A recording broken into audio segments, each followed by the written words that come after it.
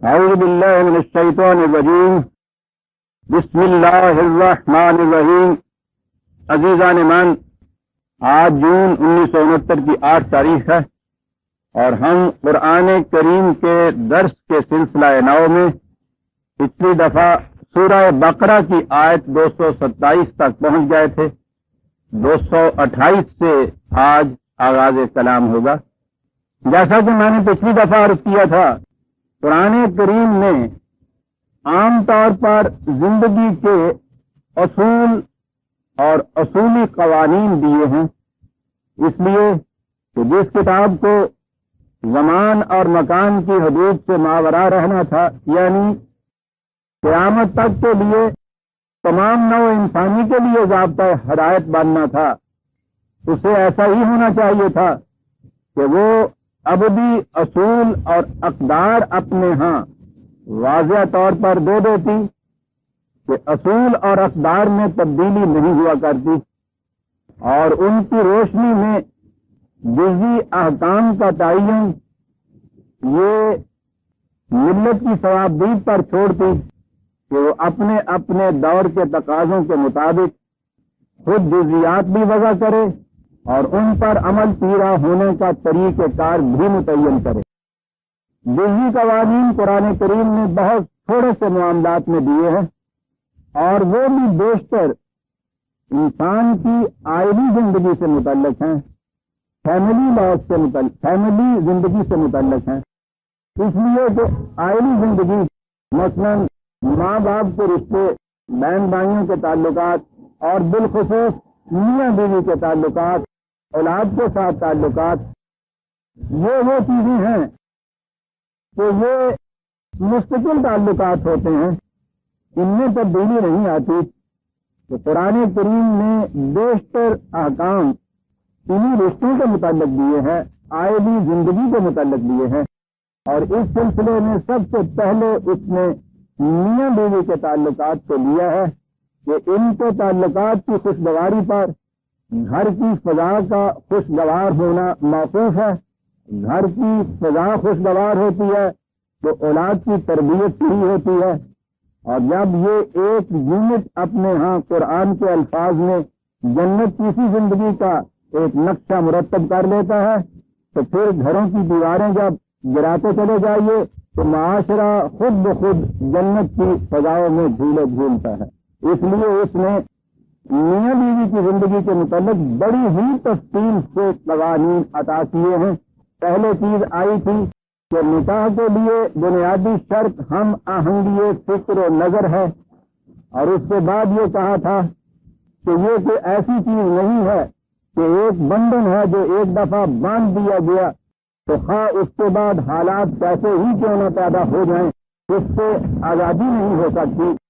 اس نے یہ بتایا ہے کہ اگر حالات ناخوشگوار ہو جائیں اور نباہ کی کوئی صورت باقی نہ رہے تو یہ جو معاہدہ کیا تھا تم نے باہمی نباہ کا، یہ ٹوٹ بھی سکتا ہے، لیکن وہ توڑتا بھی بڑے ہی حسن کارانہ انداز سے ہے، اور یہی چیز ہے جس کے لیے اس نے جزوی قوانین دیے۔ پچھلی آیت میں یہ تھا کہ پہلے کوشش کرو نباہ کی صورت ہو، اور اگر تم نے طلاق کا پھر ارادہ کر لیا ہے تو پھر جو اس کے لیے ہم نے قاعدہ مقرر کیا ہے اس کے مطابق پھر طلاق ہو جائے گی۔ طلاق کو میں نے عرض کیا تھا لفظی معنی ہے آزاد ہو جانے کے، اور اس سے مفہوم ہے کہ یہ جو معاہدہ کیا تھا اس زواجی زندگی بسر کرنے کا، اس معاہدہ کی تنسیخ کا نام طلاق ہے، یعنی اس سے ٹوٹ جانے کا، علیحدہ ہو جانے کا، کل عدم ہو جانے کا نام۔ اسے غور سے سن رکھیے کہ یہ بڑی اہم چیز ہے۔ آپ کہیں گے یہ اہم چیز کیا ہے؟ ٹھیک ہے، طلاق کے معنی ہے آزاد ہو جانا، تو پھر اس میں بات کون سی ہوئی؟ ابھی بات سامنے آ جاتی ہے کہ میں کیوں زور دے رہا ہوں۔ اس کے معنی ہے اس معاہدے کے ختم ہو جانے کا نام طلاق۔ اس وقت کہیں گے جب یہ معاہدہ ختم ہو جائے گا، اس کے معنی ہے آزاد ہو جانا۔ جس طرح عقد کے معنی ہے معاہدے کا طے پا جانا، معاہدے کے الفاظ اور آدمی سے یہ عقد نہیں ہوگا، بلکہ یہ معاہدہ طے پائے گا جس وقت اسے آپ عقد کہیں گے۔ اسی طرح اس عقد کے کھل جانے کا نام آزاد ہو جانا، کل عدم قرار پا جانا، اس کا منسوخ ہو جانا، جب یہ واقع ہو جائے گا تو پھر اس کو طلاق کہا جائے گا. ذہن میں رکھیے 228ویں سورت. طلاق یافتہ عورت والمطلقات یتربصن بانفسهن ثلاثة قروء ولا يحل لهن ان يكتمن ما خلق الله في ارحامهن ان كن يؤمن بالله واليوم الاخر. طلاق کے بعد عورت ایک متعین مدت تک دوسری جگہ نکاح نہیں کر سکتی. بہت بڑی مصلحت اس کے اندر, اور مصلحت خود بتا دی کہ انہیں چاہیے کہ اگر وہ حمل سے ہیں تو اس کا اعلان کر دیں. مدت ہے 3 قروء. قرع حیض کی مدت کو کہتی ہیں, یعنی 1 مہینہ عام طور پر ایک ماہواری ایام کے بعد دوسرے ماہواری ایام کا جو درمیانی عرصہ ہے اسے کہتے ہیں 3 ہے, اس کو کہہ لیجیے. اور یہ اس لیے ہے کہ یقینی طور پہ معلوم ہو جائے کہ سابقہ خاوند کا کوئی حمل اس عورت کو نہیں ہے, کیونکہ وہ جو ہونے والا بچہ ہے اس کے حقوق کا تحفظ نہایت ضروری ہے کہ متعین ہو جائے کہ وہ کس بات کا بیٹا ہے. اسی لیے یہ کہا کہ اتنا وہ انتظار بھی کرے, اور اگر استقرار حمل ہے تو اسے چاہیے کہ اسے چھپائے نہیں بلکہ بات واضح طور پر کہہ دے. یہاں یہ کہا کہ 3 مہینے کے لیے اسے انتظار کرنا ہوگا. اس کو عدت کی مدت کہتے ہیں. جیسا میں نے پچھلی دفعہ کیا تھا کہ طلاق کی بات آئی تھی تو طلاق کی تمام آیات قرآن کریم کی آپ کو حوالوں سے لکھا دی تھی, کیونکہ قرآن ایک بات کو ایک جگہ بیان نہیں کرتا, متعدد مقامات میں پھیر پھیر کر لاتا ہے. وہ سارے مقامات بیک وقت سامنے آ جائیں تو وہ مسئلہ بالکل واضح صاف بیان ہو جاتا ہے. عدت کے لیے بھی یہ آیات دیکھ لیجئے. جیسا کہ میں نے عرض کیا تھا, یہ میری چھوٹی سی کتاب ہے قرآنی قوانین, اس میں یہ تمام قوانین قرآن کریم کے جو ہیں وہ دیے ہوئے ہیں. میں وہیں سے یہ چیز آپ کے سامنے پیش کرتا ہوں. جیسا کہ میں نے ابھی عرض کیا, یہ 2/228 میں کہا گیا ہے کہ یہ 3 قروء ہے اس کے لیے عدت, اور اسی لیے مسئلہ یہی ہے کہ جب وہ عدت وہ حیض سے فارغ ہو تو اس وقت طلاق جو ہے متعین کی جائے تاکہ عدت کے دن گننے میں آسانی رہے. اگر عورت ایسی مقام پہ پہنچ چکی ہے, سن رسیدہ ہو چکی ہے کہ وہ حیض سے نا امید ہے یا کسی بیماری کی وجہ سے حیض آ نہیں سکا, ایسی بھی تو صورتیں ہوتی ہیں کہ سن رسیدہ بھی وہ نہیں ہوتی لیکن حیض کی بندش ہو جاتی ہے. اگر ایسی صورت ہو تو ان کی عدت 3 مہینے کی ہے, 65/4. حاملہ عورت کی عدت وضع حمل تک ہے, 3 مہینے نہیں, بچے کی پیدائش تک 65/4. نکاح کے بعد اگر جس عورت کو ہاتھ نہ لگایا جائے اور اس سے پہلے ہی طلاق واقع ہو جائے تو اس کے لیے کوئی عدت نہیں ہے, 33/49, 33/49. بیوہ عورت کی عدت 4 مہینے اور 10 دن ہے, 2/234. قرآن نے بیوہ کے متعلق تصریح نہیں کی کہ اگر وہ حاملہ ہو تو کتنی عدت ہے, لیکن متعلقہ کے متعلق جو قرآن نے کہا ہے وضع حمل تک, تو وہاں سے یہ مستنبط کیا جا سکتا ہے کہ بیوہ حاملہ ہو تو اس کی عدت بھی وضع حمل تک ہونی چاہیے.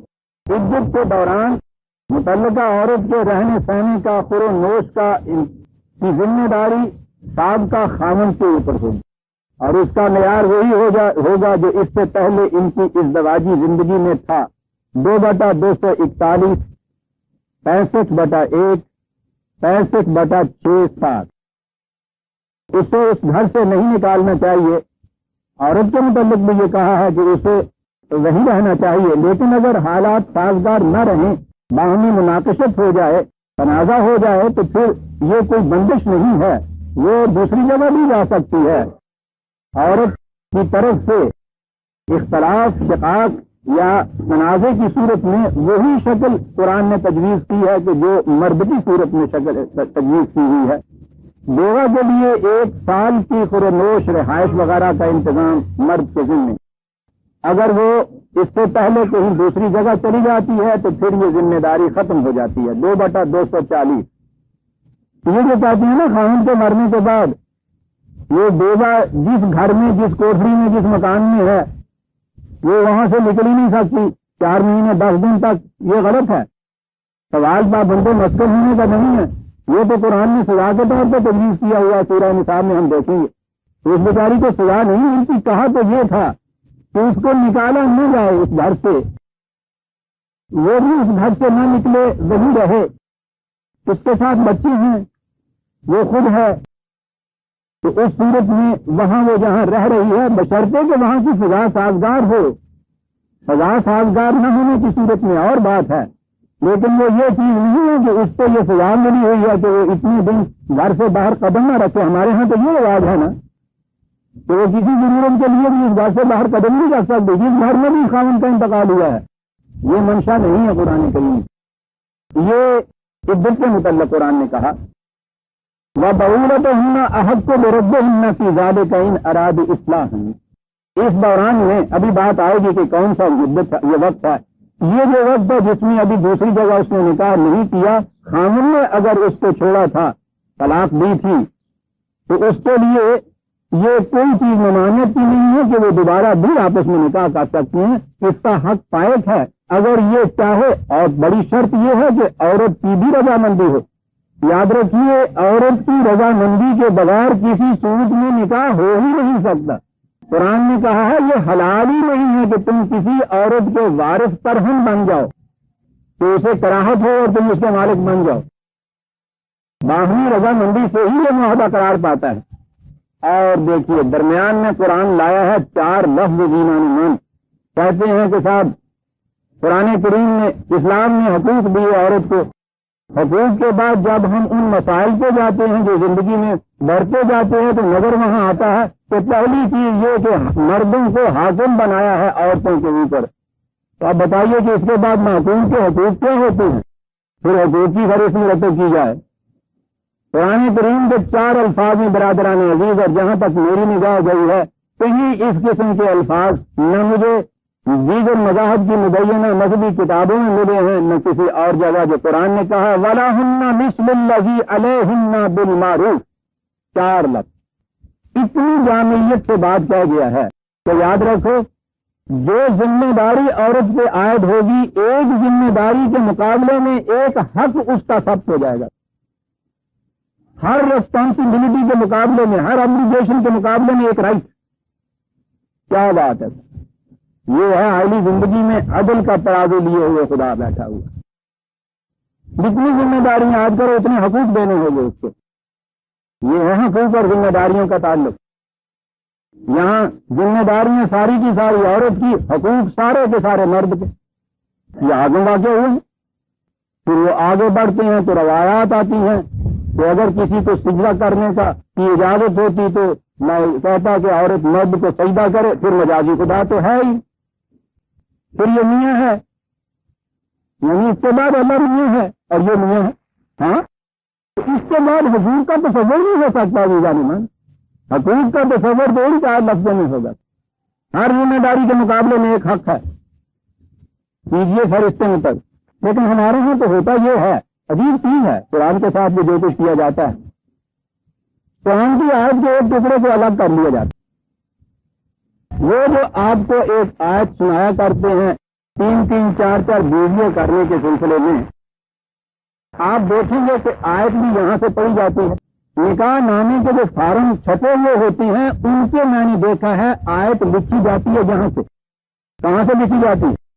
ہم کے ہی ماتا والکم من النساء مثنی و ثلاث و رباع، عورتوں میں سے جو تمہیں پسند ہو 2 2 3 3 4 4 شادی کرنا۔ نکاح کے وقت میں یہاں سے یہ آیت پڑھی جاتی ہے، نکاح نامے کے اوپر یہاں سے یہ آیت لکھی ہوئی ہوتی ہے۔ تھوڑی سی عربی جاننے والا بھی وہ جانتا ہے کہ یہ جو فن کے فے ہے اس کے معنی تو ہے، اس کے پہلے اگر ہوگا یعنی شرط پہلے ہوگی تو اس کے بعد جگہ ہوگی نا۔ فن کے معنی تو تم ایسا کرو، کبھی کوئی فکر ایسا شروع ہوتا ہے جو تو سے شروع ہوا پہلے اس کے اگر میں ہو، لیکن یہ یہاں سے شروع کرتے ہیں۔ یہ آیت ابتدا نہیں، آیت کے درمیان میں سے آئی ہیں، وہ پہلے اس کے پہلے شرط موجود ہے وَإِنْ خِفْتُمْ، اور اگر یہ کیا نا اگر آیا پہلے جملہ شرطیہ تو بنتا اس طرح سے ہے کہ شرط پہلے ہوتی ہے جزا بعد اس کے تو بعد میں ہوتا۔ وَإِنْ خِفْتُمْ وہ کبھی نہیں پڑھیں گے، یہ کبھی نہیں لکھیں گے۔ قرآن کی آیت کے متعلق بھی کچھ آپ کے یہاں ہوتا ہے، دھڑلے سے ہوتا ہے، معاشرے میں ہوتا ہے، لکھا ہوا ہوتا ہے. وَإِن خِفْتُمْ أَلَّا تُقْسِطُوا فِي الْيَتَامَىٰ فَانكِحُوا مَا طَابَ لَكُمْ.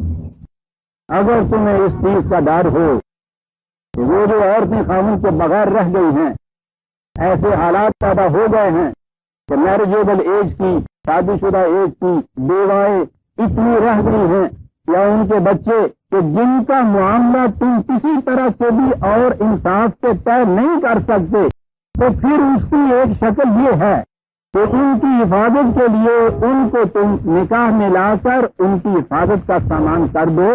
اور پھر اگلی شرط پھر آگے یہ چیز ہے، وَإِنْ خِفْتُمْ أَلَّا تَعْدِلُوا فَوَاحِدَةً. اور اس کو بھی اگر تم دیکھو کہ عمل نہیں کر سکو گے تو پھر وہ وہی ایک والا قانون رہے گا. قرآن ہے عزیزان ایمان، اس عمدگی سے کہہ گیا کہ قانون تو ہے مونوگیمک، ایک بھی.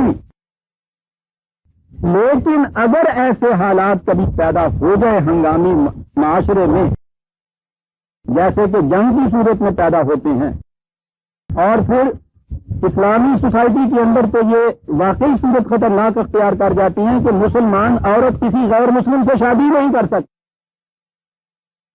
نہ کافر سے، نہ مشرک سے، نہ اہل کتاب سے. مختصر سی ایک جماعت مدینے میں جنگ شروع ہو گئے، جنگ میں ہمیشہ ایبل باڈیز جو ہیں، نوجوان جو ہیں، وہ جنگ میں کام آتے ہیں، وہ جنگ میں کام آنے شروع ہو گئے. مرد کم ہو گئے، عورتیں زیادہ ہو گئی. مکے سے مسلمان عورتیں اپنی کافر شہروں کو چھوڑ کر بھاگ کر مدینے آ گئی. یہ سچویشن پیدا ہو گئی تھی. یہ کیا کرو کمیونٹی ایسے میں، یہ عورتیں کسی غیر مسلم سے شادی نہیں کر سکتی. مسلم کمیونٹی کی تعداد مردوں کی کم ہو رہی ہے، عورتوں کی تعداد اتنی بڑھ رہی ہے. اس کے لیے ایک ہنگامی صورت پیدا کی تھی کہ اگر تمہیں یہ خطرہ لاحق ہو جائے کہ ان کے مسئلے کا کوئی you will not be able to do justice to do this. یہ ہے قرآن کے الفاظ، کتنا عجیب جامع لفظ ہے یہ. عورت کے ساتھ جسٹس میں آپ سمجھ سکتے ہیں کہ کیا کچھ شامل ہے. اس صورت میں معاشرہ اگر یہ چاہے تو یہ ایک حل ہے اس مشکل کا، لیکن اس میں بھی یہ دیکھ لو کہ گھر کو جہنم نہ بنا لو. تعادلوں کے معنی یہی نہیں ہے کہ آنے والی بیوی سے تم عدل نہ کر سکو، جو پہلے رہنے والی ہے اگر اس سے عدل نہیں ہوا تو وہی بات ہوگی سر. اس سے تو عدل اسی صورت میں ہوگا کہ اس کی رضامندی سے ایسا ہو، ورنہ پہلے دن سے ہی غیر عدل کی شکل پیدا ہو جائے گی. وہ تو میں جب آؤں گا سورہ نساء پہ وہاں عرض کروں گا. میں کہہ یہ رہا تھا کہ ہمارے یہاں کرتے یہ ہیں کہ قرآن کی آیتوں کے اندر سے 4 لفظ ٹکڑے لے کے پھر یہ تھا خدا نے یہ کہہ دیا. اسی طرح سے یہاں ہوتا ہے کہ واہ صاحب آپ نے کہہ دیا کہ مساوات ہے، یہاں حقوق و ذمہ داریاں برابر ہیں، یعنی آپ نے کہہ دیا وہ یہ جو 4 لفظ تھے یہ تو قرآن میں نے داخل کیے تھے، اور اگلے 4 لفظ ان کے قرآن میں تھے. وہاں سے بات ثابت. وَلِلرِّجَالِ عَلَيْهِنَّ دَرَجَةٌ. دیکھیے صاحب قرآن کہتا ہے مردوں کو ان کے اوپر فضیلت حاصل ہے، افضلیت حاصل ہے، درجات حاصل ہیں. ساری آیت پڑھو تو بات ثابت ہو جائے. وہ کہتا ہے طلاق کی صورت میں فریقین اس معاہدے سے آزاد ہو گئے. عورت پر ایک پابندی عائد کی جا رہی ہے، 4 مہینے تک نکاح نہیں کر سکتی، اس پابندی کی مصلحت بتائی جاتی ہے. مرد کے لیے تو یہ چیز ضروری نہیں ہے جس کے لیے یہ 4 مہینے لگائے ہیں عورت کے لیے. وہ تو اس لیے تھا نا کہ اس کا یقین ہو جائے کہ حمل نہیں ہے. مرد کی صورت میں تو ضرورت نہیں تھی، اس لیے مرد پر یہ عدت کی پابندی لگائی نہیں گئی. کہا یہ کہ عورت کے اوپر یہ پابندی ہے، ان کی ذمہ داریاں اور حقوق بالکل یکساں ہیں، بس یہ ایک معاملہ ہے جس میں مرد کو یہ ایک فضیلت حاصل کرتا ہے. دراصل ایک معاملہ، ورنہ کہا جاتا نا کہ صاحب اگر یہ صورت ہے تو پھر اس پہ بھی عدت لگائیے. یہاں آئی ہے وَلِلرِّجَالِ عَلَيْهِنَّ دَرَجَةٌ. اس معاملے میں ایک چیز ایسی ہے جسے تم کہہ سکتے ہو کہ مرد کو کچھ ایڈوانٹیجس پوزیشن حاصل ہو گئی عورت کے معاملے میں. جہاں یہ ہو رہی ہے وہاں بھی قرآن بتا رہا ہے کہ درجہ، یہ ایک درجہ، ایک چیز ہے جس کے اندر قرآن نے یہ فضیلت ایڈوانٹیجس پوزیشن دی. ورنہ اصول ہے وَلَهُنَّ مِثْلُ الَّذِي عَلَيْهِنَّ بِالْمَعْرُوفِ. قاعدے قانون قرآن کی روح سے حقوق اور ذمہ داریاں یکساں ہوں گی بس ایک ایسی چیز ہے کیونکہ عدت کا بیان آ رہا تھا نا، مرد کے لیے عدت تھی نہیں، خیال پیدا ہو سکتا تھا کہ رہی کر دے اللہ میاں، کیونکہ اللہ میاں کے متعلق بھی تو تصور کچھ ایسا ہی ہونا نا کہ یعنی وہ عورت تو نہیں ہے ذہن کا ہونا، مرد بھی ہے ذہن کا ہونا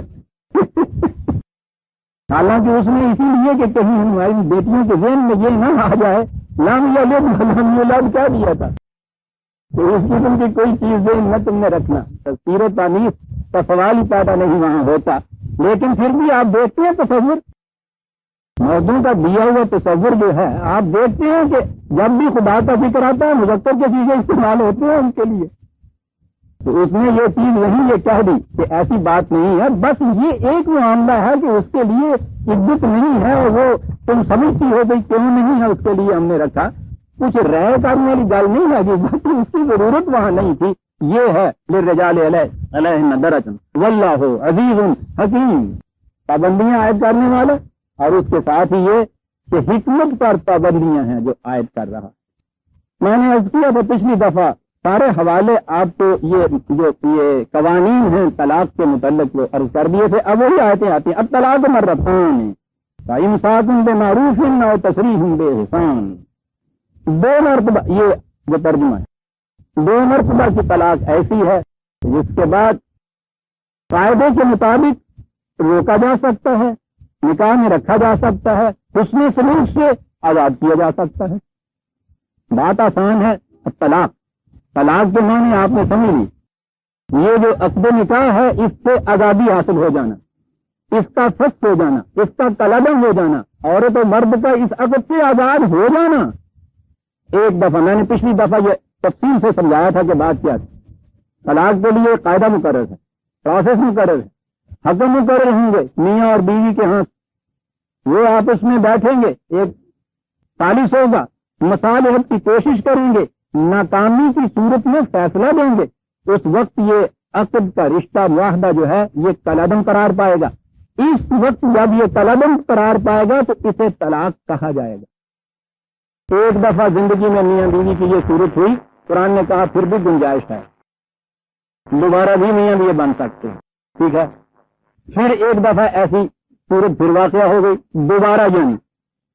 دوبارہ یہی پروسیس دہرایا گیا، دوبارہ پھر یہ عقد جو ہے فسخ ہوا، دوبارہ پھر یہ آزاد ہو گئے اس معاہدہ سے، دو مرتبہ ہو گیا نا، کہا دوسری مرتبہ بھی اس کی گنجائش رکھی گئی ہے کہ ہو سکتے ہو، اور اس کے ساتھ کہا کہ یہ بچوں کا کھیل نہیں ہے کہ تم روز بار بار یہ دوہراتے چلے جاؤ، بار بار پھر یہ بنتے چلے جاؤ، دو مرتبہ کی گنجائش بھی کوئی کم گنجائش نہیں، اتنی ہم نے دے دی، اس کے بعد اگر تم نے اس کو دوہرایا تو پھر کوئی گنجائش نہیں تمہارے لیے، بات صاف ہو گئی۔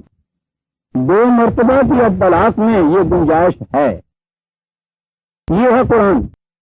ہمارے ہاں کیا چیز ہے کہ صاحب اگر ایک بار یا دو بار لفظ طلاق کہہ دیا، لفظ طلاق طلاق طلاق اس میں تو گنجائش ہے، اور اگر تین بار کہہ دیا یہ لفظ تو بس پھر گنجائش نہیں۔ نے مانی قانون کی بات ہو رہی ہے، کیا یہ چیز ہے کہ قانون کا ایک لفظ جو ہے اگر دو دفعہ کہا جائے تو کوئی بات نہیں ہے، تین دفعہ اس لفظ کو کہہ دیا جائے، اس لفظ کو تین دفعہ کہہ دیا جائے، کیا یہ قانون ہوگا خدا کا بنایا ہوا قانون؟ تو پھر گنجائش نہیں۔ یہ ہیں ہمارے وہ قوانین جن کو غیر مسلم دیکھتے ہیں تو پوچھتے تو یہ ہیں کہ صاحب یہ ہیں قوانین جنہیں آپ کہتے ہو کہ خدا نے ہمارے ہاں ابدی قوانین دیے ہوئے ہیں اور ساری دنیا کے قوانین سے وہ اعلیٰ اور افضل اور بلند مرتبہ ہے، یہ ہے وہ چیز کہ دو مرتبہ ایک لفظ دوہرا دیا جائے تو خیر کوئی بات نہیں ہے، اور تین مرتبہ اگر وہ کہہ دیا جائے تو پھر معاملہ وہ ختم نیلام کرنے والے کی طرح وان کو جاتا ہے تین دفعہ۔ عزیزان ایمان یہ بات نہیں، اور عجیب چیز ہے، قرآن ہے عزیزان ایمان، خدا کا کلام ہے، اسے معلوم تھا ہم نے کیا کرنا ہے۔ دو ہی آیتیں بعد قرآن نے یہ کہا ہے وَلَا تَتَّخِذُوا آیَاتِ اللَّهِ خُضُوًا، دیکھنا خدا کی ان آیات و قوانین کو کہیں مذاق نہ بنا دیں، یہی کہا، یہ ہے قرآن کے آقا۔ دو مرتبہ کی یہ صورت ہے، اس دوران میں وَلَا يَحِلُّ لَكُمْ أَن تَأْخُذُوا مِمَّا آتَيْتُمُوهُنَّ شَيْئًا إِلَّا أَن يَخَافَا أَلَّا يُقِيمَا حُدُودَ اللَّهِ، یہ ہونے لگا ہے تم لگے طلاق دینے، تو یہ غلط بات ہے کہ تم اسے کچھ دے چکے ہو جو اس سے پیشتر مہر کی صورت میں عورت یہ کچھ زیورات کی صورت میں تو وہ اس سے چھیننا شروع کر دو، واپس لینا شروع کر دو، یہ بات نہیں. لیکن اب یہ معاشرے کے لیے ہے، وہ جو ایک خالص کمیٹی بیٹھی تھی اس کے لیے ہے کہ اگر تم دیکھو کہ یہی چیز روک بن رہی ہے اس معاملے میں، تم دیکھ سکتے ہو کہ یہ میاں بیوی رہ کے جو اللہ نے حدود مقرر کی ہے ان سے یہ قائم نہیں رہ سکتے، اور یہ کچھ لینے دینے کا معاملہ درمیان میں آڑے آ رہا ہے اس سے، تو یہ چیز ایسی نہ ہو جائے کہ اس معاملے کو حل کرنے کے راستے میں سنگ گراں بن جائے. نہ فَإِنْ خِفْتُمْ أَلَّا يُقِيمَا حُدُودَ اللَّهِ فَلَا جُنَاحَ عَلَيْهِمَا فِيمَا افْتَدَتْ بِهِ. عورت کو دیا تھا نا یہ کچھ، تو کہا کہ اگر ایسی صورت ہو، معاشرہ یہ دیکھے عورت کی طرف سے مطالبہ ہو رہا ہے طلاق کا، بغیر دیے ہوئے یہ معاملہ طے نہیں ہو رہا، تو ٹھیک ہے تم اس سے کہہ سکتے ہو کہ جو کچھ دیا تھا اس میں سے کچھ وہ واپس دے دے. میں نے پچھلی دفعہ عرض کیا تھا کہ اس میں کتنی بڑی حکمت پوشیدہ ہے. نکاح کے وقت خامن مہر کی شکل میں، مہر بھی تحفہ ہوتا ہے، گفٹ کی شکل میں کچھ عورت کو دیتا ہے. اب اس کو ابیوز کیا جا سکتا ہے، اس قانون کو. جو ابیوز کرنے والی کوئی ہو، آج اس نے ایک نکاح کیا، 50,000 روپیہ مہر، اسے وصول کیا، نہ بھی کیا تو ڈگری مل جاتی ہے، ہفتے بھر کے بعد طلاق، اس کے بعد دوسری جگہ نکاح. میں ابیوز کرنے والیوں کا کہہ رہا ہوں. تو قانون دینے والا خدا جو ہے وہ ان گنجائشوں، ان راستوں کو بھی بند کرتا ہے. تو کہا کہ یہ صورت نہیں ہو کہ کوئی یہ شروع کر دے اس قسم کا قصہ. ایسی صورت میں یہ جو مجاز ہے، ثالث، یہ حاکم، یہ عدالت، یہ فیملی کورٹ، وہ یہ طے کرے کہ نہیں کوئی چیز ایسی پیدا نہیں ہوئی ہے اور تم تو اس غرض کے لیے یہ کچھ کر رہی ہو، اس لیے ٹھیک ہے وہ واپس دینا ہوگا تمہیں. یہ وہ شکل ہے جس کے لیے کہا کہ اگر تم دیکھو کہ وہ حدود اللہ کی پابندی نہیں کر رہے، نہیں کر سکیں گے، تو اس صورت میں تم یہ کہہ سکتے ہو عورت سے کہ کچھ تم واپس دے دو، پھر معاہدہ فسخ کر دو. اب ہمارے ہاں یہ صورت ہے کہ مرد کو تو یہ حق حاصل ہے جس وقت جب جی چاہے بغیر کسی قسم کا کوئی ریزن دیے ہوئے، کوئی وجہ بتائے، کوئی سبب بتائے، طلاق طلاق اور طلاق 3 مرتبہ کہا، معاملہ ختم. اس کے بعد دوبارہ ان کا نکاح، وہ جو میں نے عرض کیا تھا پچھلی دفعہ، بار بار دہرانا اچھا نہیں لگتا، بغل میں میری بیٹیاں اور بہنیں بیٹھی ہوئی ہوتی ہیں جسے حلالہ آپ کہتے ہیں. مرد کو تو یہ حق حاصل کہ جس وقت جی چاہے، ذرا سا غصہ تاؤ میں آیا، ہڈیاں میں نمک زیادہ پڑا، طلاق طلاق طلاق، معاملہ ختم. اس کے بعد بیچاری رو رہی ہے، یہ بے گناہ عورت کے اوپر ظلم پہ ظلم ہو رہے ہیں. اسے کوئی حق ایسا نہیں ہے کہ جو معاہدہ اس کی مرضی سے اس طرح سے طے ہوا تھا وہ اپنی مرضی سے توڑ دے. یہ جائے عدالتوں میں. مرد کے لیے اگر یہ رکھا جاتا تو پھر بھی یہ بات ہی کہ روز عدالتوں میں یہ جاتے ہی ہیں. یہ بیچاری پردہ نشین گھر میں بیٹھنے والی، جس کے متعلق قرآن نے کہا ہے کہ اس کی تو حالت یہ ہے کہ یہ بیچاری اپنا کاج بھی اچھی طرح سے وہاں پلیٹ نہیں کر سکتی. اسے تو یہ حکم دیا گیا کہ جاؤ کچہری. میاں صاحب گھر میں کھڑے کھڑے طلاق طلاق طلاق، معاملہ ختم. اور جب پھر وہ چلو کچہری والا معاملہ ہوتا ہے تو اس میں جو کچھ ہوتا ہے وہ آپ کو اور مجھے سب کو معلوم ہے. کیا خدا یہ اس قسم کے قوانین دے گا جس کے متعلق خود اس نے یہ کہا ہے؟ تو اس کو تو اس حالت میں رکھا ہوا ہے مرد نے کہ یہ بیچاری دوسرے مرد کے سامنے اپنا قصہ بیان نہیں کر سکتی. بات بھی یہ ٹھیک. تلک حدود اللہ فلا تعتدوا، یاد رکھو یہ ہم نے حدیں باندھ دی ہیں، ان سے تجاوز نہ کرو. سنیے، وَمَن يَتَعَدَّ حُدُودَ اللَّهِ فَأُولَٰئِكَ هُمُ الظَّالِمُونَ، جو ان حدود سے تجاوز کریں گے ظلم کریں گے. دیکھا آپ نے کتنا ظلم ہوتا ہے عورت کے اوپر آج ہمارے معاشرے میں. حدود اللہ سے تجاوز ہوا ہوا ہے. فَإِن طَلَّقَهَا، یہ ہے 2 دفعہ کی معاہدے کے فسخ ہونے کے بعد گنجائش باقی ہے، اور اگر 2 کے بعد آگے پھر نوبت یہ آ گئی ہے، اگر یہ صورت پیدا ہوئی ہے فَلَا تَحِلُّ لَهُ مِن بَعْدُ حَتَّىٰ تَنكِحَ زَوْجًا غَيْرَهُ فَإِن طَلَّقَهَا فَلَا جُنَاحَ عَلَيْهِمَا إِن يَتَرَاجَعَا إِن ظَنَّا أَن يُقِيمَا حُدُودَ اللَّهِ وَتِلْكَ حُدُودُ اللَّهِ يُبَيِّنُهَا لِقَوْمٍ يَعْلَمُونَ. ہاں، اس نے کہیں کسی اور مرد سے پھر شادی کر لی، زمانہ گزر گیا، بیوہ ہو گئی، یا وہاں سے بھی اس کی طلاق کی نوبت آ پہنچی. اس دوران میں آپس کے تجربے نے یہ بتایا کہ نہیں یہ نکاح بہتر تھا، کہا کہ اب پھر اس کی گنجائش نکلے گی. ابدی طور پر وہ بالکل نہیں پھٹکارتا، قانونی پابندیاں عائد کرتا ہے تاکہ اصلاح کی شکل نکلتی آئے.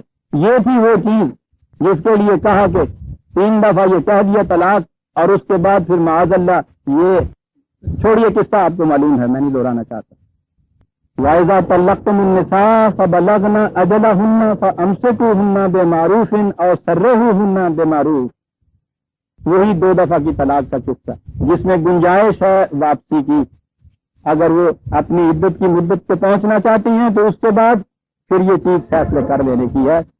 رکھنا چاہتے ہو قانون کے مطابق، میاں بیوی رہنا چاہتے ہو، اس صورت میں میاں بیوی رہ سکو۔ حسن سلوک سے چھوڑنا چاہتے ہو تو اس کو حسن سلوک سے چھوڑ دو۔ یہاں چھوڑتے وقت بھی حسن سلوک، یہ تو میاں بیوی کا آپس میں چھوڑنا ہے عزیزان مان۔ وہ تو یہ کہتا ہے کہ دشمنوں کو بھی مکے کے قریش اتنی اذیت دے رہے ہیں رسول اللہ صلی اللہ علیہ وسلم، اس کے بعد وہ وقت آ رہا ہے جب ان سے قطع علائق کیا جائے گا، قطع تعلق کیا جائے گا۔ وہاں بھی کہا گیا ہے وَاهْجُرْهُمْ هَجْرًا جَمِيلًا، تعلقات رکھنے حسن کارانہ تو ایک طرف کہا ہے، تعلقات منقطع کرو تو وہ بھی حسن کارانہ انداز سے منقطع کرو، ورنہ تعلقات کے منقطع ہونے میں وہ جڑا دورو پٹتا ہے ساڈے، وہ تو آپ کو معلوم ہے نا، وہ تو ایسا پنجابی کہاں گا یوں علم نشرہ ہوں وہ معاملہ، اور وہ چیز ہے کہ جو ہمارے ہاں والا وہ کہہ گیا، میری لگ بھی کسی نے نہیں دیکھی، ٹوٹنی نہیں جگ دیکھتا۔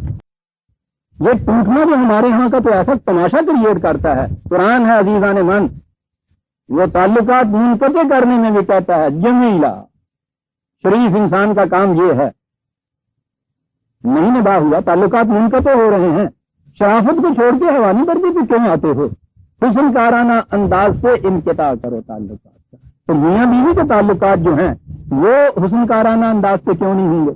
اور سرّحوہن بمعروف ولا تمسکوہن ضرارا لتعتدوا، دیکھیے یہ جو دوبارہ نکاح میں تم نے لانا ہے، میاں بیوی بننے کی حیثیت اختیار کرنی ہے، تو اس نیت سے نہ کرو کہ اچھا ایک دفعہ تو نکلتا ہے اسی نا قبروں سے، اب کیا پھر دن سوچ لوں گا، کہتا اس نیت سے نہیں۔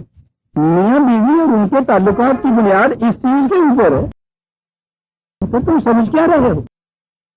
تو یہ تو تعلق ہی زوج کا ہے، اور میں آپ کو بتا چکا ہوں عربی زبان میں زوج کہتے ہیں اس چیز کو 2 چیزوں کے ہیں کہ وہ دونوں کے ملنے سے ایک اکٹھی چیز بنے، ان میں سے اگر ایک رہ جائے یا ایک ناقص ہو جائے تو بات چلے ہی نہ آگے۔ گاڑی کے جو 2 پہیے ہوتے ہیں، گدے کے 2 پہیے، وہ ایک دوسرے کے زوج کہلاتے ہیں، اتنا ان کا صحیح برابر کا ہونا ضروری ہے، ایک جیسا ہونا ضروری ہے۔ ایک پہیہ ذرا سا چھوٹا کر دیجئے دوسرے پہیے سے اور چلائیے گاڑی کو، تو چھوٹا تو ایک طرف رہا، یہاں تو بنیاد ہی آپ تعلقات کی رکھتے ہیں، یعنی عورت کا تو ہمیشہ چھوٹا پہیہ قرار دیا آپ نے، پھر جو گاڑیاں چلتی ہیں آپ کو دیکھ لیا، تو چھوٹا تو ایک طرف رہا۔ اگر صورت یہ ہوگا کہ ایک پہیہ گول ہو دوسرا چمکرا ہو تو دیکھو نا چراہے تو اس گڈی کا حال جو کچھ ہوا ہے، چراہے میں دیکھنے کی ضرورت کیا ہے عزیزان من؟ ہر گھر میں وہ گاڑی دیکھیے کہ کیا ہو رہی ہے۔ وہ تو ان بیچاریوں کا صبر ہے کہ ہم نے ان کو اس پوزیشن میں باندھ کے رکھا ہوا ہے کہ نہ تڑپنے کی اجازت ہے نہ فریاد کیا، گھٹ کے دم مر جاؤں مرضی میرے سیاد کی ہے، اف نہیں کر سکتی وہ، لیکن یہ سمجھتا ہے کہ میں نے ان کو ظلم کر کے ان کا کچھ بگاڑا ہے، بس نے اپنا سب کچھ بگاڑ لیا ہے۔ آدھی آبادی انسانیت کی جس کو آپ اس حالت میں رکھتے ہیں، پھر انسانیت آگے قدم بڑھا سکے گی؟ جو عذاب ہمارے یہاں آئے ہوئے ہیں ان میں بیشتر وجہ یہ ہے، گھر میں مساوات کی زندگی، تعظیم کی زندگی، احترام کی زندگی، ایک دوسرے کے ساتھ رفاقت کی زندگی بسر کیجیے۔ دیکھیے گھر کا نقشہ کیا ہوتا ہے، آپ کو کتنا سکون قلب حاصل ہوتا ہے، بچوں کی تربیت کیسے ہوتی ہے، باہر کے معاشرے میں آپ کی بیلنس پرسنالٹی کیا چیزیں پیدا کرتی ہے۔ یہاں تو مصیبت یہ ہوتی ہے، صبح بیوی سے لڑ کے جاتا ہے، بدقسمتی سے اگر مجسٹریٹ واقع ہوتا ہے پھانسی دے دینا اس بیگلان جا کے، غصہ کتوں کا کرتا چلے جا کے۔ آپ دیکھیے گا باہر کے معاملے میں جو لوگ چڑچڑے ہو جاتے ہیں، بیلنس نہیں ان کا ہوتا، ان کے گھر کی زندگی کو پروبن کیجیے، آپ کو معلوم ہو جائے گا کہ سرچشمہ کہاں تھا اس چڑچڑاہٹ کا، بات نکلی کہاں جا کر۔ قرآن یہ کرتا عزیزان من کہ بیلنس پرسنالٹی، ایک اعتدال پہ قائم ذات، متوازن ذات، گھر کے اندر بناتا ہے اور وہ اسی صورت میں بن سکتی ہے کہ یہ جو دو زوج ہیں گاڑی کو چلانے کے لیے یکسانیت ہو ان کے اندر، ہم آہنگی ہو، رفاقت ہو، احترام ہو، تعظیم ہو ایک دوسرے کی۔ پھر دیکھیے کہ نقشہ کیا بنتا ہے آپ کے یہاں کے معاشرے کا۔ آؤ سر ولا تم سے کو ہونا زرارن لیتا تدو نہیں و نہیں یافعل ذالک کا۔ قرآن ہے عزیزان من، جو ایسا کرتا ہے اس نیت سے باندھ کے رکھتا ہے اس کو بیوی کو، بظاہر یہ نظر آتا ہے نا کہ یہ اس پہ ظلم کر رہا ہے۔ غور سے سنیے عزیزان من، قرآن ہے وَمَن يَفْعَلْ ذَلِكَ فَقَدْ ظَلَمَ نَفْسَهُ، جو ایسا کرتا ہے بظاہر دل میں خوش ہوتا ہے تو اس پہ ظلم کر رہا ہو، کہ بس اپنے آپ پہ ظلم کر رہا ہو۔ واہ واہ واہ واہ، دیکھا عزیزان من قرآن کی عظمت کتنی ابھر کر سامنے آ جاتی ہے۔ فقط ظلم نفسہ، اور یہاں کہا ہے وَلَا تَتَّخِذُوا آیَاتِ اللَّهِ هُزُوًا، دیکھنا خدا کے قوانین کو مذاق نہ بنا دینا۔ یہ قوانین کیا ہیں؟ وَاذْكُرُوا نِعْمَتَ اللَّهِ عَلَيْكُمْ، یہ خدا کی نعمت ہے یہ جو تمہیں قوانین دے رہا ہے۔ ہر نماز کی ہر رکعت کے اندر دعا یہ مانگتے ہیں کہ راستہ ہم کو دکھا، صراط الذین انعمت علیہم، ان کا راستہ دکھا جس پہ تم نے اپنا انعام کیا ہے۔ اور آپ دیکھ رہے ہیں کہ یہ منعم علیہ ہمارے ہاں، تو پھر اس کے بعد ذہن میں وہی نقشے آتے ہیں نا کہ تقویٰ پرہیزگار، جو ہم نے اپنے ہاں تصور بنا رکھا ہے۔ کہتا ہوں قرآن سے آپ اگر نعمت خداوندی کی آیات کو اکٹھی کریں گے تو آپ کو سمجھ میں آئے گا کہ کن کا راستہ دیکھنے کی آپ امیدیں اور آرزویں لے کے خدا کے حضور جاتے ہیں۔ لیکن ہم تو نہ کوئی امید لے کے جاتے ہیں، نہ آرزو، چند الفاظ ہیں جو ہم نے زبانی یاد کر رکھے ہیں، وہ کھڑے ہوتے ہیں، وہ بھی اگر وہ امام صاحب جو ہے نہ پڑھ رہے ہیں، اگر وہ پڑھ رہے ہیں تو اسی اٹھے ہوئے کھڑپنڈے ہوئے ہیں، اور اگر پڑھ رہے ہوتے ہیں تو طوطے کی طرح دوہرا رہے ہوتے ہیں۔ ورنہ آپ سوچئے خدا کے حضور آرزو لے کے جاتے ہیں، اتنی مرتبہ دن میں قربہ قبلہ ہو کے اس سے کہتے ہیں ان کا راستہ دکھا جو منعم علیہ تھے۔ اور یہاں کہا ہے کہ یہ جو آئلی زندگی کے متعلق ہم نے تمہیں قوانین دیے ہیں جن سے یہ زندگی خوشگوار بنے گی، یہ خدا کی نعمت تھی۔ ہم آرزو کرتے ہیں مسجد میں کھڑے ہو کے یا اللہ ان لوگوں کا راستہ دکھا جن کے گھر کی زندگی جنت کی زندگی۔ دیکھا آرزویں کہاں آتی ہیں آپ کے یہاں؟ کیا آرزو آپ لے کے جاتے ہیں؟ ان کی زندگی، ان کا راستہ دکھا جن کے گھروں کی زندگی جو ہے اس قسم کی جنت بدامہ فضاؤں کی زندگی ہے کہ جسے تم نے اپنی نعمت قرار دیا ہے۔ یہ ہے عزیزان من، گھر میں خدا کی نعمت اس طرح سے آتی ہے۔ اور جو ہی آپ نے گھر کے اندر اس سے کہا تو مرد داروغہ ہے عورتوں کے اوپر، تو آپ سمجھ سکتے ہیں پھر جو تھانے دار بھی تھے، حوالات میں کیا دی زندگی ہے، بڑی نعمت خدا دی ہے۔ نعمت اللہ علیکم وما انزل علیکم من الکتاب والحکمت یعظکم بہ، خدا نے قانون نافذ کیے۔ میں نے عرض کیا ہے کہ قرآن کریم کا ایک اعجاز اور بھی ہے، ایک قانون ڈکٹیٹر دیتا ہے، ملوکیت کے قوانین، ایسا کرنا ہوگا، سوال ہی نہیں ہے کیوں کرنا ہوگا، کیوں کرنا ہوگا، حکم حاکم مرگ مفاجات، ہمارا حکم ہے ایسا کرنا ہوگا، پوری معقولیت ہوتی ہے اس کے اندر۔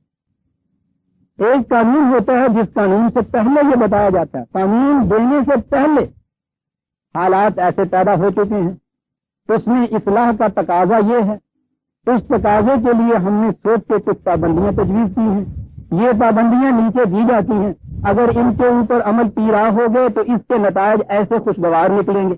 یہ جو ہوتا ہے قانون سے پہلے اس کا آبجیکٹو قانون کا دینا، یہ بتانا کہ یہ قانون کیوں نافذ کیا جا رہا ہے، دوائی یا فٹ، مصلحت کیا ہے اس کی، تقاضا کیا تھا، اس کے نتائج کیا نکلیں گے، اسے کہتے ہیں حکمت۔ اب یہ چیز ہو سکتی ہے کہ وہ صرف قانون دے، حکمت اس کی ہم خود وضع کر لیں۔ اس نے کہا کہ نہیں اس میں دھوکہ کھا جاؤ گے، ہم نے جب کہا ہے کہ اس قسم کی زندگی پیدا کرو تمہارے نتائج اچھے خوشگوار نکلیں گے، اب خوشگوار نتائج تو آپ خود اپنے ذہن میں بھی متعین کر سکتے ہیں کہ گھر میں صاحب یہ روز آپ کے یہاں ہوتا ہے کہ گھر 40 صورت میں سکتا ہے کہ ایک بادشاہ ایک حاکم ہونا چاہیے گھر کے اندر، اب اگر آپ نے وہاں وہ ہنٹر کی زندگی جو ہے بغیر کی، وہاں آپ نے ایک بادشاہ بنا دیا، ایک حاکم بنا لیا، ایک داروغہ بنا لیا، اور اس کے بعد اپنے آکام کو آپ ڈنڈے کے زور سے منواتے چلے گئے، ٹھیک ہے، بیوی بھی بڑی دبتی بیٹھی ہے، بچے بھی سہمی ہوئے، یہ سب کچھ ہو رہے ہیں، اپنے ذہن میں آپ سمجھ رہے ہیں اور باہر بھی کہہ رہے ہیں کہ سب جیسا ڈسپلن میرے ہاں ہے کم دیکھا ہوگا میں نے کہیں، کسی کو ضرورت نہیں ہے کیوں کر سکے سامنے سے، آپ نے خود متعین کر دیا نا کہ نتائج بڑے خوشگوار نکل رہے ہیں، اور یہ اپنے ذہن سے نتائج کا متعین کرنا ہی تو ہے، جہاں یہ آپ کے اتنے مذاہب مختلف اور اتنی شریعتیں مختلف اور اتنے قوانین مختلف ہیں، ہر شخص مطمئن ہوتا ہے، تم لو حزب بما لدیہم فرحون، تو ہر جگہ مگن ہوتا ہے تو ہم جس طریق پہ چل رہے ہیں بالکل صحیح، قرآن کہتا ہے صرف قانون کا دینا ہی ضروری نہیں ہوتا، یہ بتانا بھی ضروری ہوتا ہے کہ ایسا کرو گے تو اس کا نتیجہ یہ نکلے گا، متعین کر دیتا ہے وہ نتیجے کو بھی، کیوں متعین کرتا ہے؟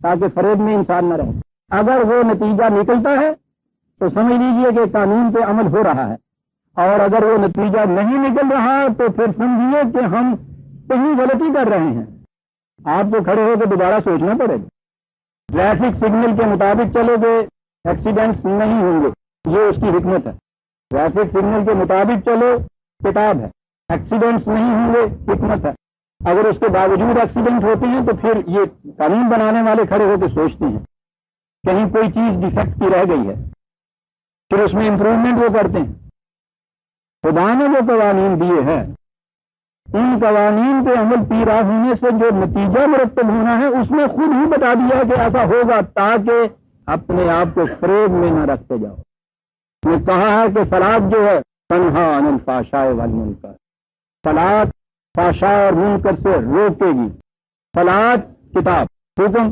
قانون حکمت فحشاء اور منکر سے روکے گی، ہر بے حیائی کی بات، ہر ایسی چیز کو جو معاشرہ کے اندر منکر نامعقول ہو، ریزن کو اپیل نہ کرے، بہودگیاں پھیلائے، فحشاء ہو، بخل پھیلائے، فحشاء کے یہ بھی معنی عربی زبان کے اندر ہوتے ہیں، منکر کے معنی عقل و فریب کار کی ہیلا کاریاں ہوتی ہیں، یہ بتایا ہے کہ الصلاۃ یہ کرے گی، اب کچھ بھی آپ نام رکھ لیجئے، کوئی بھی چیز آپ کر لیجئے، اگر وہ یہ نتیجہ پیدا کرتی ہے تو وہ خدا کے مقرر کیے ہوئے صلاۃ کے اوپر عمل پیرا ہے امت، اور اگر آپ مطمئن ہیں کہ بالکل نماز صحیح ہو گئی اور یہ نتیجہ پیدا نہیں ہو رہا تو پھر تو دو میں سے ایک شکل ضرور ہوگی، یا تو یہ کہ معاذ اللہ خدا نے یہ بات یوں ہی کہہ دی تھی صاحب یہ صلاۃ بالکل اس کے ارکان کے ساتھ تعجیلاً پڑھی جا رہی ہے، پاؤں میں اتنا فاصلہ، ہاتھ وہاں تک اٹھیں، رکوع میں یوں جاؤ تو یہ زاویہ بنے، سجدہ اس طرح سے،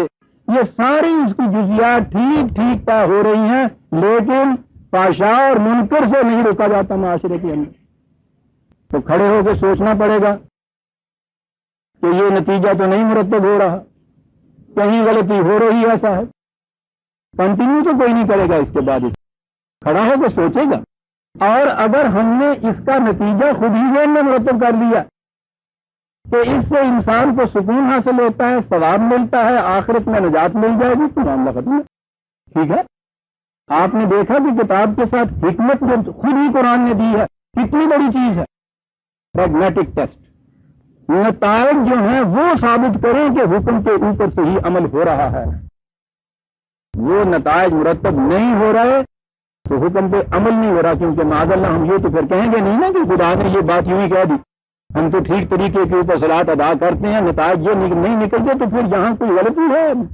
معاذ اللہ یہ تو ہم نہیں کہہ سکتے، ہمارا تو ایمان ہے، صلاۃ کتاب ہے، حکم ہے، حکمت یہ قرآن نے بتائی، بلکہ اتنا ہی نہیں کہ اس نے یہ چیز کہ یہ نکلے، اس نے تو یہ بھی کہا ہے کہ مسلم وہ بھی ہیں جو تکذیب دین کرتے ہیں، وہ جو یکذب بالدین ہے اس میں فویل للمصلین الذین هم عن صلاتهم ساہون، مسلم وہ تو جو ہمارے ہاں کے یہ فارم طریقے مقرر ہیں اس کے مطابق صلاۃ ادا کرے گا، ورنہ وہ تو امام صاحب وہاں نہیں صلاۃ اس پر ادا کرنے دیں گے، نماز پڑھ رہا ہے اس کا کیا تباہی ہے مسلم کے لیے، رایت اللہ یکذب بالدین، تم نے اس کو بھی دیکھا ہے کبھی؟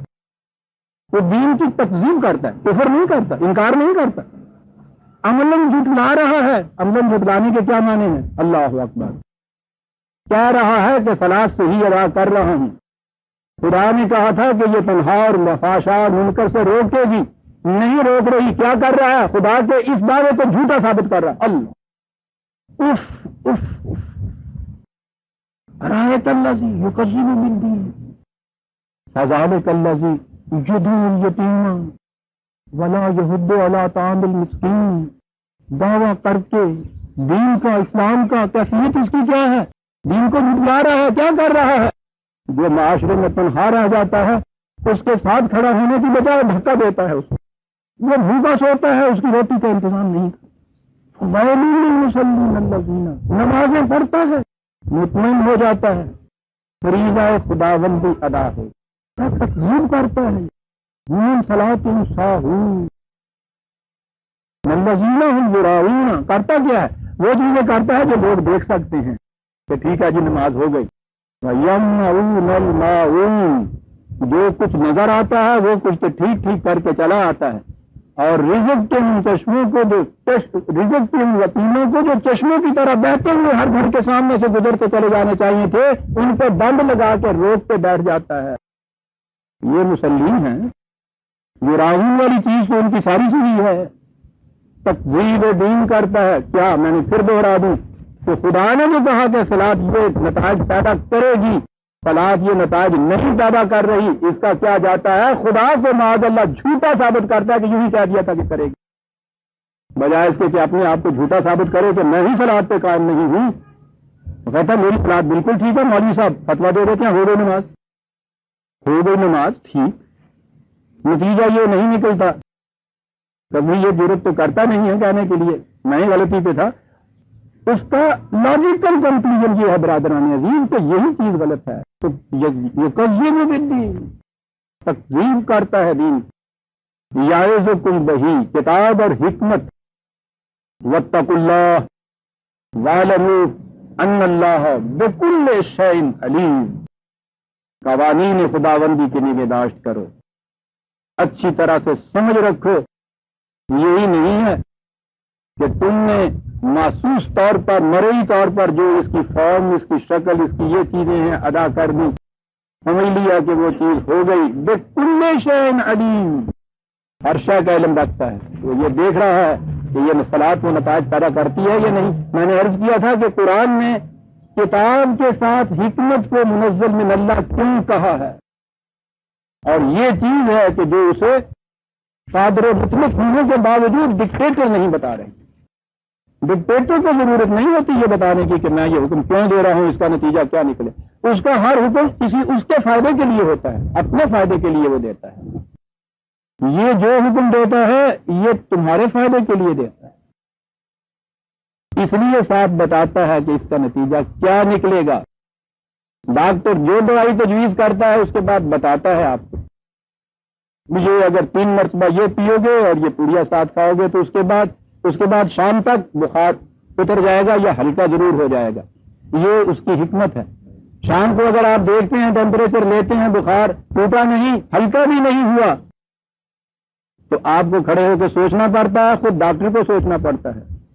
تشخیص غلط ہو گئی تھی، نسخہ غلط لکھا گیا تھا، دوائی غلط ملی ہے، استعمال غلط ہوا ہے. وہ کیوں اس چیز پہ زور دیا جا رہا ہے کہ کہیں غلط ہے کہیں غلط ہے؟ اس لیے کہ اس نے وہ نتیجہ پیدا نہیں کیا جو کرنا چاہیے تھا.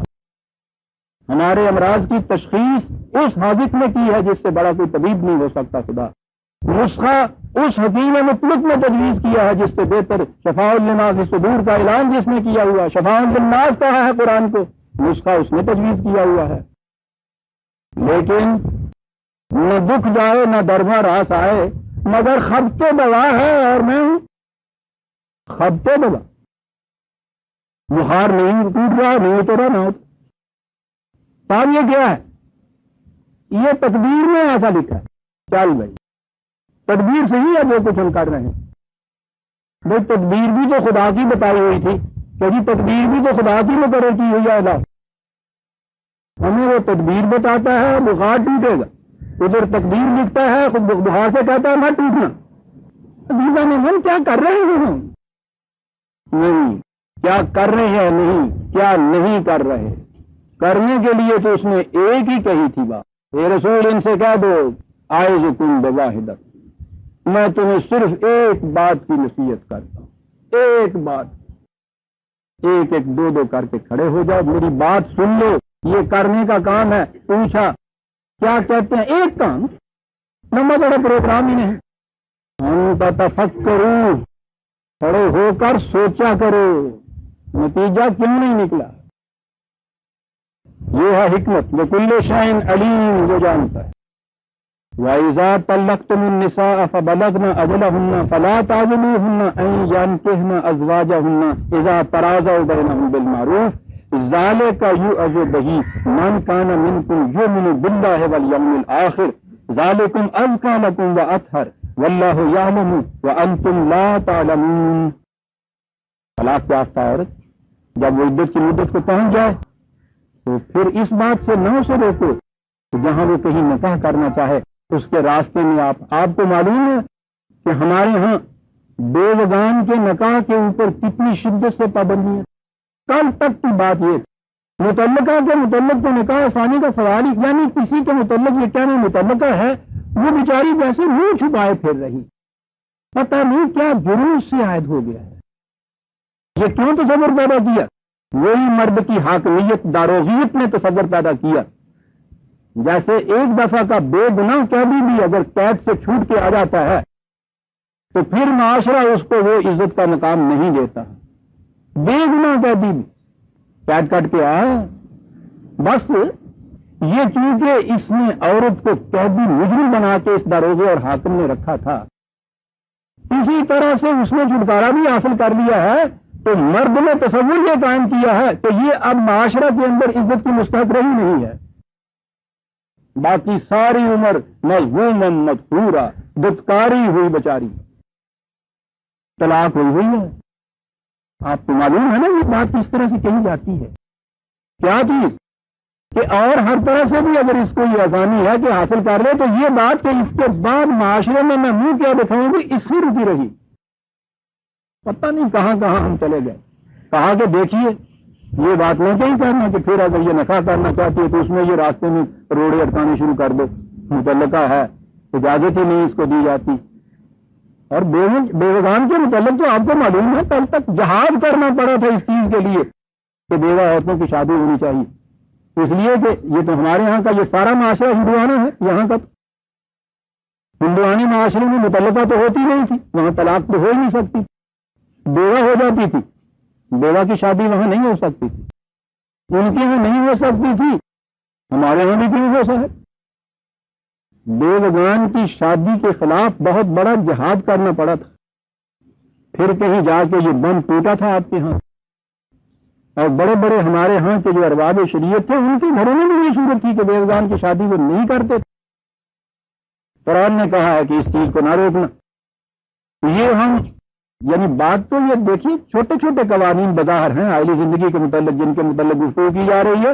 کہا یہ ہم نصیحت کر رہے ہیں اس شخص کو جو خدا اور آخرت پہ ایمان رکھتا ہے. کتنی اہمیت حاصل ہو گئی ان قوانین کو. جو خدا اور آخرت پہ ایمان رکھتا ہے اس کے لیے ہے یہ قوانین.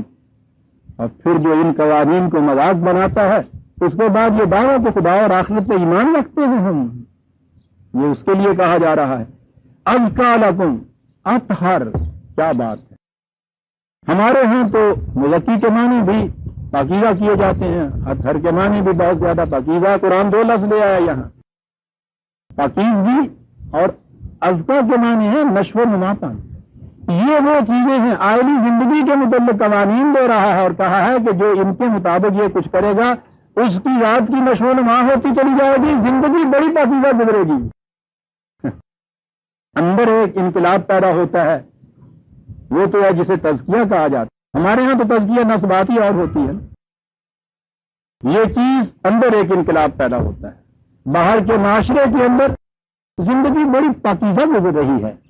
اور آپ جانتے ہیں پاکیزگی صرف یہی نہیں ہے کہ کپڑے اجلے ہوتے ہیں، دھلے ہوئے ہوتے ہیں، نہایا دھویا ہوا ہوتا ہے. اگر یہ معیار ہو تو اس صورت میں تو ہمارے ہاں کا یہ سب سے بڑا طبقہ جس کی زندگی میں پاکیزگی کا کوئی نشان نہیں ہوتا، سب سے زیادہ پاکیزہ ہوتا ہے، جسے آپ کہتے ہیں possessing a very good personality. آپ کو پتا یہ پرسنالٹی کے معنی کیا ہوتے ہیں؟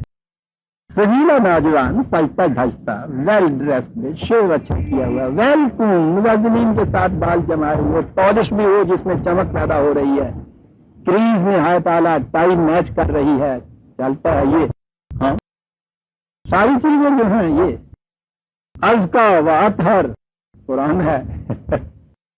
واللہ یعلم وانتم لا تعلمون، یہ جو میں نے باتیں بظاہر کی ہیں یہ تو ہم بھی جانتے ہیں، کہتا اس سے آگے ایک اور معاملہ ہے جسے تم نہیں جانتے، اسے ہم جانتے ہیں، کہ ان چیزوں کی پابندی سے جو ایک اندر انسان کے صحیح انقلاب پیدا ہوتا ہے، اسی کے مظاہرے کا نام پاکیزہ زندگی ہے، پاکیزہ سیرت ہے۔ وہ جو قرآن نے کہا تھا کہ قرآن کو لا یمسہ الا المطہرین، کہ مس نہیں کر سکتے اس سے وجود ان کے جو مطہر ہوں، تو ہمارے ہاں تو پھر وہ اتنی سی بات ہوئی نا کہ وہ پاک صاف ہو کے غسل کر کے وضو کر کے قرآن کو چھونا چاہیے، یوں مانے دونوں چیزیں۔ کہا کہ جس کی قلب و نگاہ کے اندر پاکیزگی نہیں ہے وہ قرآن سے مس ہی نہیں اس کو کچھ ہو سکتا۔ اطہر، یہاں تک بات ہو گئی متعلقہ کی، نکاح، اولاد ہے، چھوٹے بچے ہیں، ان کے دودھ پلانے کا مسئلہ، رضاعت جسے کہتے ہیں۔ والوالدات یرضعن اولادہن حولین کاملین لمن اراد ان یتم الرضاعۃ، دودھ پلانے کے لیے رضاعت جسے آپ کہتے ہیں، یہ قرآن کریم نے یہ حکم کہیں نہیں دیا کہ ہر ماں اپنے بچے کو کتنے عرصے تک دودھ پلائے، یہ تو ایک پوری فزیکل سی چیز ہے، کتنی ضرورت ہے کتنا پلا سکتی ہے، ایسی بھی صورت ہو سکتی ہے کہ ماں کے دودھ ہی اتنا نہیں ہے، بریسٹ فیڈنگ اتنی ہو نہیں سکتی، یا بچہ ہضم نہیں کر سکتا، قرآن نے یہ متعین نہیں کیا۔ اگرچہ دو جگہ یہ بات کہا ہے قرآن نے کہ عام طور پہ بچے کے متعلق کہا ہے کہ اس کے حمل کا اور دودھ پلانے کا وقفہ قریباً 2.5 سال ہوتا ہے، 46/15، یہ عام طور پہ ایک بات کہی ہے قرآن نے، یہ حکم نہیں ہے۔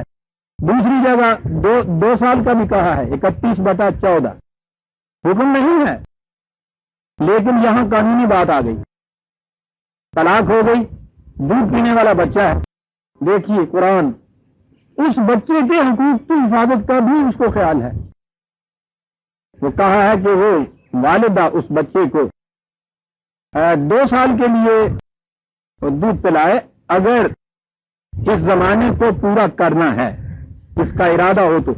یہ چیز اب مجبور نہیں ہے، دیکھیے قرآن یہ کہتا ہے یہ ضروری نہیں ہے کہ قانوناً مجبور کیا جائے اس عورت کو کہ تو ضرور اس بچے کو دودھ پلا، ہو سکتا ہے اس کے حالات اس کو اجازت نہ دیں، ہو سکتا ہے کہ اس نے جہاں شادی کرنی ہے وہاں یہ شرط عائد ہو جائے، اس کے راستے میں یہ چیز عائد ہو جائے۔ اور قرآن نے جسے بچوں کی گارجین شپ کہتے ہیں، اس کے لیے بھی خود نہیں کو قانون دیا، وہ ایک فکرہ دیا ہے، میں آگے عرض کروں گا، جامعہ ہے کہ کہاں بچے رہنے چاہیے۔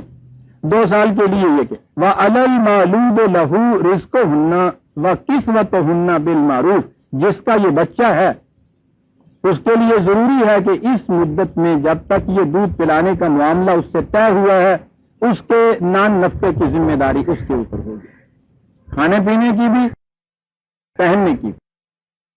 لا تکلف نفس الا وسعها، سوال پیدا ہوا کتنا لینا چاہیے، خود نہیں مقرر کیا، فائدہ کیا مقرر کیا، یہ کہ ایسی صورت جس میں اس کے اوپر یہ چیز بوجھ نہ ہو، جیسے گھر کی زندگی کے اندر یہ اپنے بچوں کو پالتا تھا، اس بیوی کی ضروریات پورا کرتا تھا، بس اسی معیار کے مطابق یہ کچھ ہوگا۔ خدا یہ چاہتا ہی نہیں ہے کہ اپنی طرف سے مقرر کر کے خام خواہ تمہیں تکلیف میں ڈال دے۔ بڑی وسعتیں عزیزان من خدا کی مقرر کی ہوئی شریعت کے اندر، اصولی حدود کو تو وہ اتنا سختی سے رکھتا ہے کہ یہاں سے تم نے تجاوز کیا تو گئے جہنم میں، ان کے اندر بڑی وسعتیں رکھتا ہے، بڑی آزادیاں دیتا ہے تم۔ لا تضار والدۃ بولدہا ولا مولود لہ بولدہ، یہ ہے جی وہ فکر، اصول یہ یاد رکھو، انقطاع تعلقات کا تمہارے یہ ہوا ہے تو اب یہ نہ ہو کہ یہ بچے کی موجودگی یا ماں کو مصیبت میں ڈال دے یا باپ کو ایک مصیبت میں ڈال دے. کیا کرو باپ بیٹھ کے کہ کیا قانون ہونے چاہیے تھا؟ اصول یہ ہونا چاہیے اس بچے کی موجودگی کی وجہ سے نہ ماں کسی مصیبت میں پھنس جائے نہ باپ کے گلے کے اندر یہ ایک مصیبت بن جائے. یہ طے کرو، تم خود طے کرو. وَعَلَى الْوَارِثِ مِثْلُ ذَلِكَ. بچے کا باپ فوت ہو گیا ہے تو ہمارے ہاں تو کہتے ہیں نا لاوارث رہ گیا. کہتے نہیں، وہ جو اس کے ورثاء ہیں مرنے والے تھے یہ ساری ذمہ داریاں ان پر منتقل ہو جائیں گی. وہ یہ کریں فَإِنْ أَرَادَ فِصَالًا عَنْ تَرَاضٍ مِّنْهُمَا وَاتَّشَاوِرٍ فَلَا جُنَاحَ عَلَيْهِمْ. تو کہا کہ اگر 2 سال سے پہلے ہی باہمی رضامندی سے مشاورت سے دیکھ لیجئے طلاق شدہ یہ جوڑا ہے، تعلقات ازدواجی منقطع ہو رہے ہیں، ایک معاملے کا فیصلہ کرنا ہے، اس پر بھی کہتا ہے باہمی رضامندی سے باہمی مشاورت سے یہ چیز کی جائے. ہمارے ہاں تو مشاورت ان میں بھی نہیں ہوتی جن میں تعلقات ٹولی دامن کے ہوتے ہیں. یہاں ان میں مشاورت کرا رہا ہے جن میں اب تعلقات ہی باقی نہیں رہے ہوئے. کہا تعلقات تو معاہدے کے جو تھے وہ فسخ ہوئے، انسانیت کے تعلقات تو باقی ہیں تمہارے ہاں، ان کو تو نہ چھوڑو. وَإِنْ أَرَدْتُمْ أَنْ تَسْتَرْضِعُوا أَوْلَادَكُمْ. اور اگر یہ صورت ہو کہ یہ دودھ پلانا نہیں چاہتی، دودھ نہیں ہے اس کے یہاں کوئی اور انتظام، ایک لفظ ہے استرضاع، کسی اور جگہ سے دودھ پلانے کا انتظام کرنا چاہتے ہو فلا جناح علیکم، اس میں بھی کوئی حرج نہیں ہے. اذا سلمتم ما آتیتم بالمعروف. بس اتنی سی بات ہے، جو طے ہوا تھا اس سے اس کو پورے کا پورا چکا دو، دوسری جگہ انتظام کر لو. اتنے صاف احکام، اتنے سہل احکام ہیں جو دیے چلے جائیں. واتقوا اللہ. پھر وہی بات یہ ہے کہ قوانین خداوندی کی نگہداشت کرنی ہے. یہاں فارم کا تعلق نہیں ہے، طریق کا سوال نہیں ہے.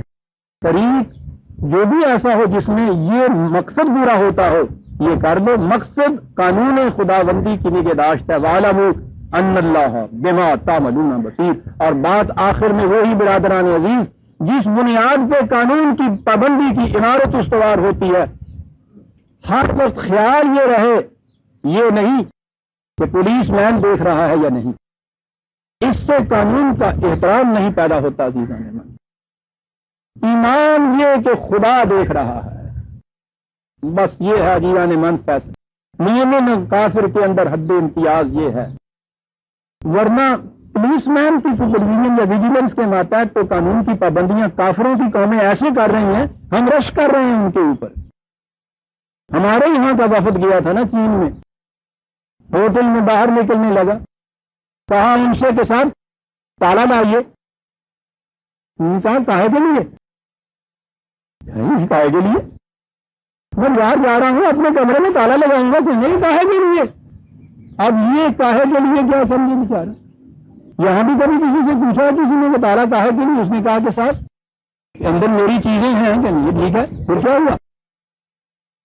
جی وہ کہ چوری نہ ہو جائے. کہنے لگے کہاں سے باتیں آپ کر رہے ہیں، کس ملک میں آپ آئے ہوئے ہیں؟ ہمارے ملک میں تالا نہیں ہوتا اس لیے کہ یہاں چوری نہیں. یہ نہیں تھا کہ ہوٹل کے ہر دروازے کے اوپر ایک پولیس والا کھڑا تھا. پولیس والا بھی ناکام رہ گیا تھا، فوجی کھڑا تھا. آج کل تو فوجی کھڑا کرنا پڑتا ہے. نہ، سارے ملک میں پولیس ہی نہیں، سوائے مملکت کے امور کے جو انتظام کے ہوتے ہیں، بغاوت وغیرہ، سازشیں وغیرہ، معاشرے کے انتظام کے لیے پولیس کی ضرورت نہیں پڑ رہی. وہ کہتا ہے کہ چوری ہوتی نہیں. اس نے کہا کہ میں نے پوچھا انٹرپریٹر سے، تھوڑی تھوڑی وہ جانتا تھا ہمارے ہاں کی انگریزی. وہ کہتا ہے کہ میں نے پوچھا کہ چوری ہوتی کیوں نہیں ہے. عزیزہ میں کیا باتیں بتاؤں میں، ہوتی کیوں نہیں ہے؟ فلاسفر نہیں ہے، یوں ترجمان ہے. زبان وہ جانتا ہے، صرف ترجمان کی یہ خصوصیت ہوتی ہے. کہتا ہے بڑی مشکل سے لفظ اس نے چنے. بات جو اس نے کہی وہ کہنا یہ چاہتا تھا کہ چوری ہوتی ہے تمہاری چیز ہے میں لے جاؤں. جہاں چیز کے متعلق یہ ہو ہی نہ کہ وہ چوری ہے، وہ میری ہے بھی چوری نہیں ہے میرے اللہ. جی میں نے کہا تھا عزیزان من کہ سپاہی کے کھڑے ہوتے ہوئے چوری نہ کرنا تو ایک طرف رہا، سپاہی کی عدم موجودگی میں بھی چوری نہ کرنا، یہ چیزیں تو ان ملکوں نے بھی اپنے ہاں یہ پیدا کر لی ہیں جو خدا پہ بھی نہیں ایمان رکھتے، ایمان آخرت پہ بھی نہیں رکھتے. ہمارے یہاں کیا چیز اس نے بتائی تھی، وہاں بھی اگر آپ پروت کے دیکھیں گے تو وہاں ان کے دل کے اندر بھی ایک آئیڈیالوجی ہوگی، باطل ہی کی صحیح، وہ بھی اپنے نتائج پیدا کرتی ہے۔ یہ چیز جو تھی کہ صاحب چیز تو چوری تو وہاں ہوتی ہے نا جو تمہاری چیز میں لے جاؤں، دیکھا آپ نے یہ اصول ہے۔ یہاں کیا اصول ہے عزیزان من، جس کے لیے کسی پولیس مین کی ضرورت نہیں پڑتی، تالے کی ضرورت نہیں پڑتی، بڑی بات آسان، ان اللہ وَاعْلَمُوا ان اللہ بما تعملون بصیر۔ یقین رکھو اس چیز کا کہ جو کچھ تم کر رہے ہو وہ دیکھ رہا ہے، جو کر رہے ہو وہی دیکھ نہیں رہا۔ کہا وہ تمہاری نگاہ کی خیانتوں اور دل کے ارادوں تک سے واقف ہوتا ہے۔ کہاں چلا گیا قرآن؟ یہاں تو پھر بھی نیت یا ارادہ عمل میں جب آئے تو اس پہ گرفت ہوتی۔ اتنی ایفیشنٹ آپ کے یہاں ڈیٹیکشن کیوں نہ ہو جرم کی؟ جرم جب محسوس طور پر ارتکاب اس کا ہو جائے اس صورت میں یہ ہے، یا ایسا شبہ پڑ جائے کہ یہ کرے گا، دل میں اگر خیالات گزر رہے ہیں دن رات گزرتے چلے جائیں، کوئی حرکت ایسی سرزد نہیں ہو جس سے شبہ پڑے یا آپ ارتکاب جرم نہ کریں، گرفت نہیں ہوتی۔ یہاں کیفیت یہ ہے کہ دل میں گزرنے والے خیالات سے بھی وہ واقف ہے، اور جو کچھ میرے دل میں گزر رہا ہے وہ بھی انڈیٹیکٹڈ نہیں رہ سکتا۔ کون پیش کرے گا؟ کہاں پیش کیا جائے گا؟ یہ تو جب آیات آئیں گی تو وہاں سورہ بنی اسرائیل میں بتاؤں گا، بات صاف کی کہہ دی۔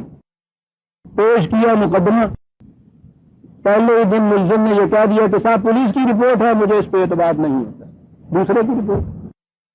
شہادت میں دوسرا آیا، صاحب نہیں صاحب یہ گواہ جو ہے یہ پھر گیا ہے، مل گیا ہے دوسروں سے، یوں صورت نہیں ہے۔ ہزار چیزیں ایسی نکلتی ہیں۔ وہ تو ایک گنجائش ہے اس قسم کی جو وہ چیز ہوتا تھا کہ پکڑے جاتے ہیں فرشتوں کے لکھے پر ناحق۔ آدمی کوئی ہمارا بنے تحریر بھی تھا۔ قرآن کہتا ہے کہ تمہارا آدمی نہیں، کفا بنفسک علیک یوم الحساب، اس عدالت میں تو خود اپنے خلاف گواہی دے گا۔ کہا جائے گا تلک کا کتاب ہے، یہ ہے تیرا اعمال نامہ۔ پولیس کا کنسٹیبل یا ڈی ایس پی پروسیکیوشن نہیں پڑے گا، اقرا کتاب اپنا اعمال نامہ آپ پڑھ، علیک الحساب۔ تیرے خلاف گواہی دینے والا تیرا اپنا نفس، خود اپنے خلاف گواہی دے، اپنا اعمال نامہ آپ پڑھ۔ حقیقت من پوچھا کرتی ہیں کہ صاحب ایمان کا کیا تعلق ہے ایمان سے؟ انسان اگر نیک عمل ہے ایمان پھر کہاں آتا ہے؟ وہ ٹھیک ہے ہمارا ایمان جو ہے وہ تو آتا کہیں نہیں، لیکن آپ دیکھیں ایمان کہاں آتا ہے؟ اس کا نام ایمان۔ یہ یقین کامل کے دل میں گزرنے والے خیالات سے بھی وہ واقف ہے، اور یہ چیز جو ہے سامنے آنی ہے، میں نے خود اپنے خلاف شہادت دے کر بیڑیاں پہن لینی ہے۔ ایمان اسے کہتے ہیں، اور یہی بنیاد ہے عزیزان ایمان۔ آج بڑے یا آج سے 10,000 سال میں انسانی معاشرے میں امن اس دن قائم ہونا ہے جس دن یہ ایمان آ جانا ہے۔